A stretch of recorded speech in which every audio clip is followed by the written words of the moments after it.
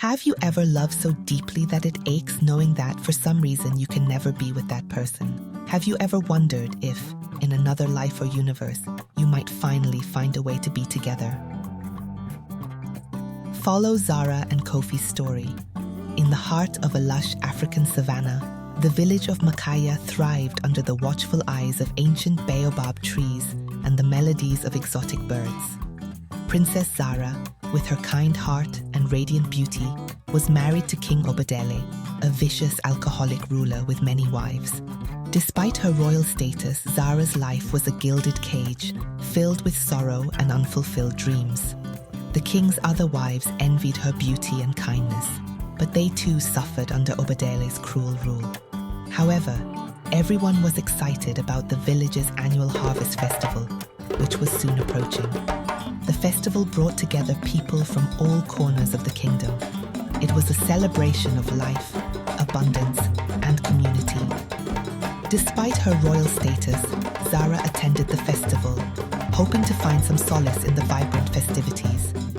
She marveled at the colorful decorations, the laughter of children, and the rhythm of the drums. Kofi, the new griot in the village, was invited to share his stories and music. As he began to play, his enchanting melodies captured the hearts of the villagers, and Zara was no exception. Kofi, playing the kora, sang this beautiful song. Once upon a time there was beautiful queen, so kind and gentle. She was so loved and admired. This beautiful queen was adored by her king, who died in battle. The king has been searching for her for many moons, singing a beautiful song as followed for his queen. Is that you, my gentle queen? Is that you, my angel? Is that you, my love? The queen of the people, the mother of orphans, the defender of the destitute, the only queen my heart will ever love. As he looked for Zara, their eyes met across the crowded square, and an inexplicable recognition passed between them. After the festival, Zara and Kofi found themselves drawn to each other, conversing late into the night. They spoke of their lives, dreams, and passions. Zara shared her longing for freedom and true love, while Kofi recounted his adventures as a wandering griot, sharing wisdom and stories across the land. As they shared their stories, they realized their paths had nearly crossed many times before, like pieces of a puzzle finally fitting together. Their connection was undeniable, a magnetic pull that neither could resist. "Have we met before?" Zara asked softly, her eyes searching his.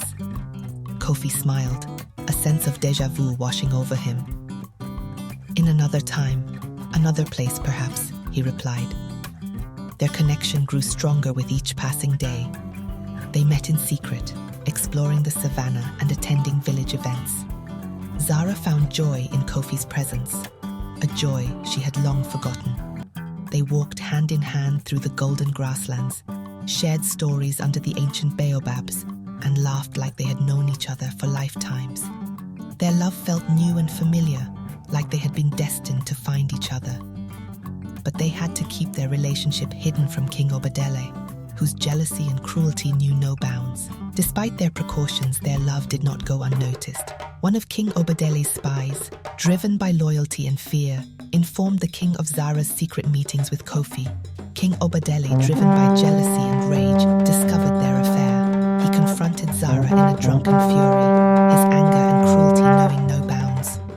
Kofi, determined to protect Zara, faced the king's wrath with unwavering courage. The other wives watched in silent fear, knowing the consequences of crossing the king. Fearing for their lives, Zara and Kofi fled the village under the cover of darkness. They sought refuge in the neighboring kingdom, hoping to start anew. Their journey was fraught with danger as they traversed treacherous terrains and evaded Obadele's relentless soldiers. But their love gave them the strength to persevere. Along the way, they encountered kind strangers who offered them shelter and guidance, and they discovered the beauty of the world beyond Makaya. But time, merciless and unyielding, was not on their side. Zara, now pregnant with their son, fell ill.